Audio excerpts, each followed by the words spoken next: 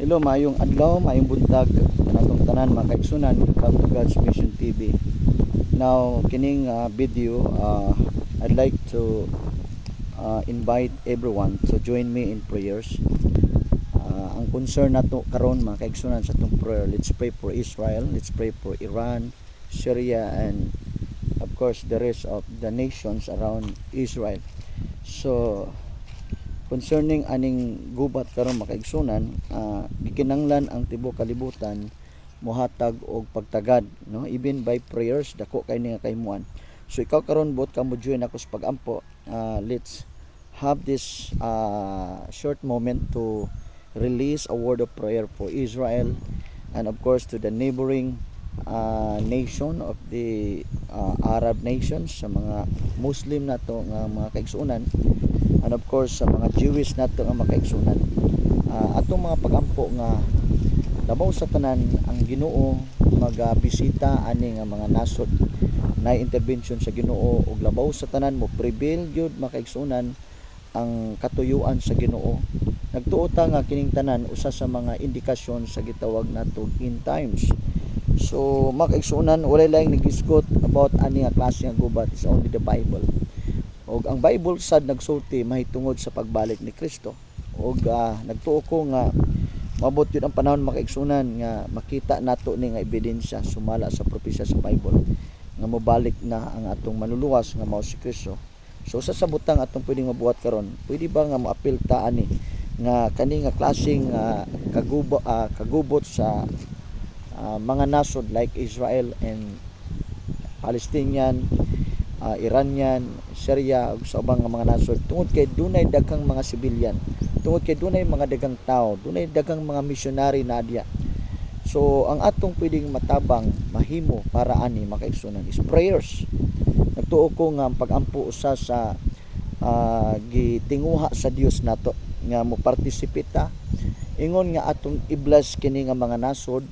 Og ang plano sa yawa makaigsunan nga buot mo patay, mo laglag ug mangawat, mao man trabaho sa yawa si John 10:10, pagpatay, paglaglag, pagpangawat. Apan ang kabubuton sa Dios, ang plano sa Dios nga tao tagaan og kinabuhing dayon. So sa concern sa atong pagampo nga ang mga tao makaigsunan nga posibleng mahimong biktima, mahimong casualty aning agubot nga unta nga makadawat sa grasya o kaluwasan sa Ginoo. Mao na itong pagampo. So ikaw kung bot ka nga mo join ka namo karon nako sa pagampo karon, let's come to agreement with sincere hearts, natay pagtuo ng Ginoo mamuhat sa itong mga pagampo. Father, right now in the name of Jesus, Lord, we pray for Israel. Among gidalas mga pagampo karon ang nasod sa Israel. And of course, Lord, ang tanan nga mga civilian, tanan mga tao nga nagpuyo sa yuta sa Israel, as well as the nation of Iran or Palestinian, Syria, and the mga neighboring nation sa Israel, Lord. Kini nga kagubot, Lord, nagampo mi nga magabisita kaani nga mga nasod. Lord, ang among pagampo nga ang mga kinabuhi sa mga tao, Lord, ma-preserve. Og Lord, labaw sa tanan makaila sila kanimo. Nagampo mi, Lord, sa imong visitation ani nga nasod. Labaw sa tanan, Ginoo, mailhan nga wala na laing manluluwas. Ikaw lamang Yeshua, ikaw lamang Hesukristo.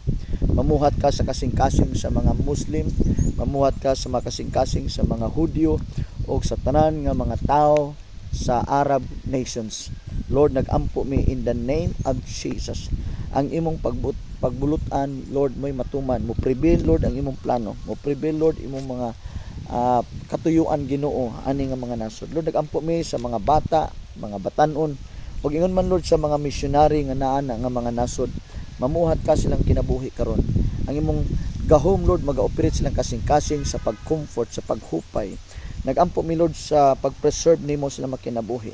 Nga, Lord, dili mo abot ang kamatayon sa di pangtak ng panahon alang kanila.